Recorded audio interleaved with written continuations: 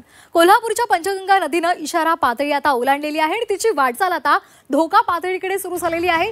सध्या पंचगंगा नदीची पाणी पातळी 39 फूट 6 इंचावर पोहोचली आहे। पंचगंगा नदीची धोका पातळी ही 43 फूट इतकी आहे। पंचगंगा नदीचं उगम स्थान असणाऱ्या प्रयाग चिखली इथून कोल्हापूर जिल्ह्यातील पूर परिस्थितीचा आढावा घेतलाय आमचे प्रतिनिधी प्रताप नाईक यांनी। कोल्हापूरच्या पंचगंगा नदीने इशारा पातळी ओलांडलेली आहे, तिची वाटचाल धोका पातळीकडे सुरू आहे। मी उभा आहे कोल्हापुरातल्या प्रयाग चिखली परिसरात। आपण पाहू शकतो की पंचगंगेचा जिथून उगम होतो हेच प्रयाग चिखलीचं ठिकाण। या ठिकाणी आपण जर पाहिलं तर कुंभी कासारीचं हे पात्र आहे। कशा प्रकारे मोठ्या प्रमाणात हे पाणी आजूबाजूच्या शेतीमध्ये विस्तारले हे दिसून येते। तर दुसरीकडे जर आपण पाहिलं तर भोगावती आणि तुळशी याचं पात्र देखील मोठ्या प्रमाणात या ठिकाणी विस्तारल्याचं दिसून येते। एकूणच आपण पाहतो की 5 नद्यांचा संगम होऊन या ठिकाणी पंचगंगा पुढे प्रवाहित होते। त्यामुळे आपण पाहतो की मोठ्या प्रमाणात पंचगंगेला पाणी आल्याचं चित्र दिसून येते।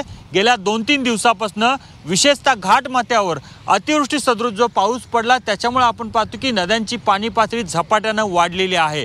पण दिलासा देणारी गोष्ट अशी आहे की राधानगरी धरणाचे 7 जे दरवाजे होते ते खुले होते, पण सध्याच्या घडीला आपण पाहतो की त्यातील 5 दरवाजे बंद झाल्यामुळे पाण्याचा विसर्ग काही अंशी कमी झाला असं आपल्याला म्हणता येईल।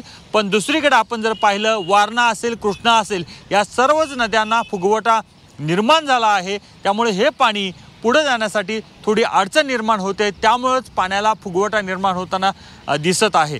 पण सध्या धरणाच्या पाणलोट क्षेत्रात असो किंवा फ्री कॅचमेंट एरियामध्ये या ठिकाणी पावसाची संततधार थोडीशी थांबलेली आहे। त्यामुळे पाऊस जे आहे ते थोडं कमी झाले, त्यामुळे पाणी पातळी संत गतीने वाढताना दिसते। एकूणच आपण पाहतो की या सर्वाच्या पार्श्वभूमीवर प्रशासनानं नदीकाठच्या गावांना सतर्क राहण्याचे आदेश दिलेत। इतकंच नाही तर अनेक लोकांना स्थलांतर व्हा अशा प्रकारच्या सूचना दिलेल्या आहेत। प्रशासन पूर्णतः कोल्हापूरच्या पूर परिस्थितीवर लक्ष ठेवून आहे। जर पूर परिस्थिती उद्भवली तर त्या पद्धतीने उपाययोजना करण्यासाठी आम्ही सज्ज आहोत अशा प्रकारची भूमिका प्रशासनाच्या वतीने यापूर्वीच मांडण्यात आलेली आहे। कॅमेरा मिथुनचा प्रताप नाईक, झी 24 तास, प्रयाग चिखली, कोल्हापूर।